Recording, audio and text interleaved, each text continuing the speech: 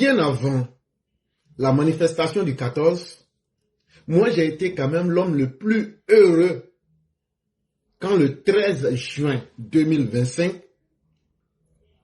le représentant de l'Union africaine a été reçu par le président Alassane Ouattara, M. Mahamat Saleh Anadif.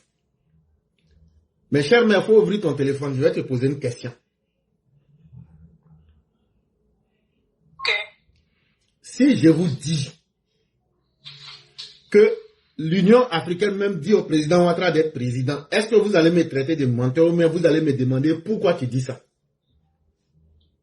Non. Bon, c'est moi, je vous dis que l'Union africaine qui est venue là, avec tous leurs représentants là, vous savez ce qu'ils ont dit au président Ouattara? Non.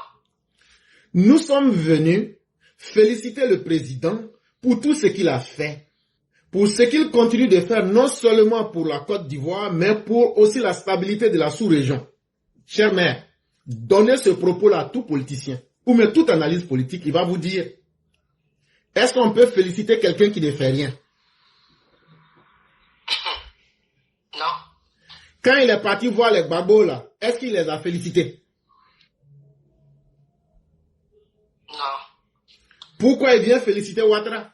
Il dit, on ne te félicite pas seulement pour ce que tu fais en Côte d'Ivoire, mais on te félicite aussi parce qu'aujourd'hui, là, sans toi, là, notre sous-région là, va brûler.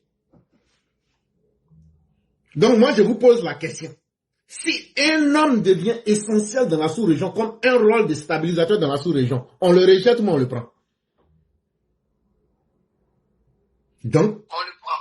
si on doit le prendre, ça veut donc dire que la carte Ouattara n'est pas encore caduque, n'est pas encore dépassée. Si vous les Ivoiriens, vous n'avez pas besoin de Ouattara, l'Union africaine est venue dire que eux, ils ont besoin de Ouattara.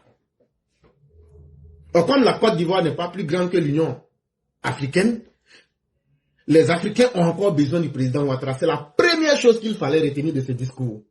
La deuxième chose qu'il fallait retenir de ce discours-là, il a aussi dit comme ça.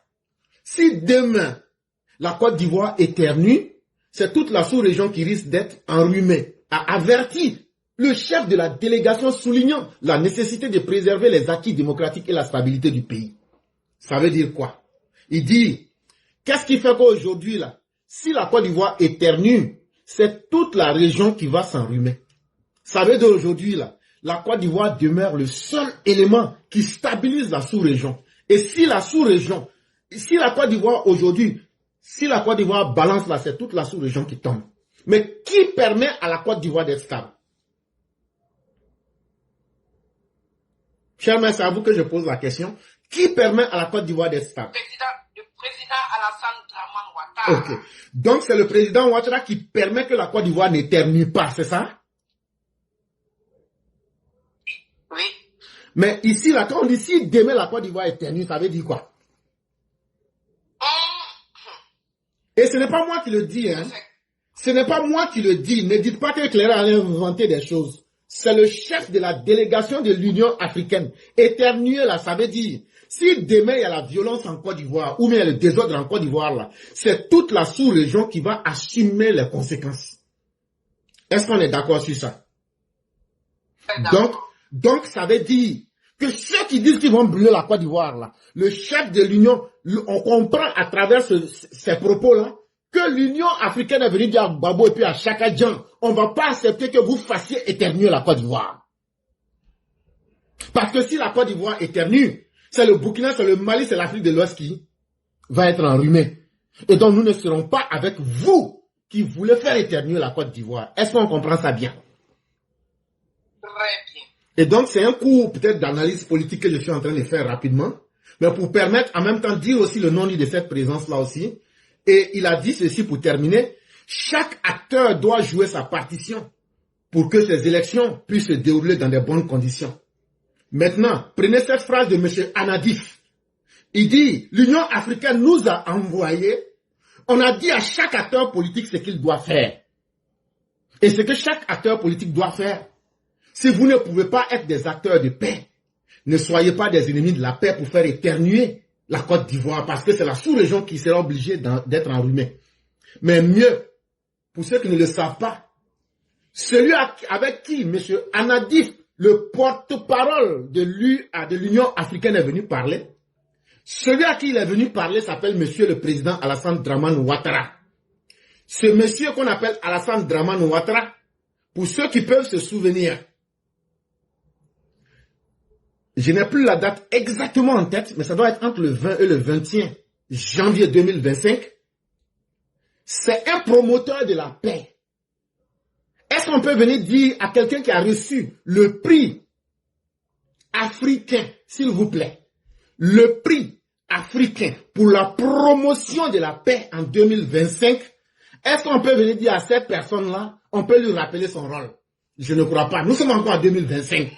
Tu ne peux pas avoir ce prix-là. Et puis, on est en juin, on va venir te rappeler qu'il faut faire la paix.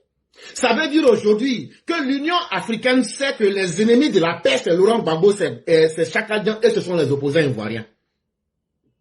Et donc, j'avais voulu rapidement faire une analyse rapide sur cette question-là, détailler le non-dit et puis maintenant dire aux uns aux autres que si l'Union africaine a fait toutes ces demandes-là, ça prouve simplement qu'elle sait aujourd'hui où se trouve l'utile et où se trouve aujourd'hui ce qui est nécessaire. Parce que tout ce qui est utile n'est pas nécessaire. Et tout ce qui est nécessaire n'est pas forcément utile. Mais l'Union africaine aujourd'hui sait que Alassane Ouattara n'est pas quelque chose de seulement utile, mais quelque chose de nécessaire pour la Côte d'Ivoire et pour la sous-région.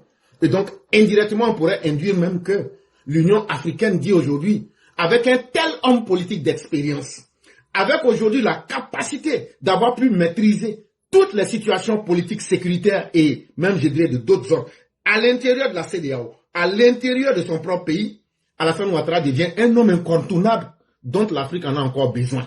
Donc la Côte d'Ivoire n'est qu'un prétexte. Et donc, ça veut donc dire que cet homme-là doit rester.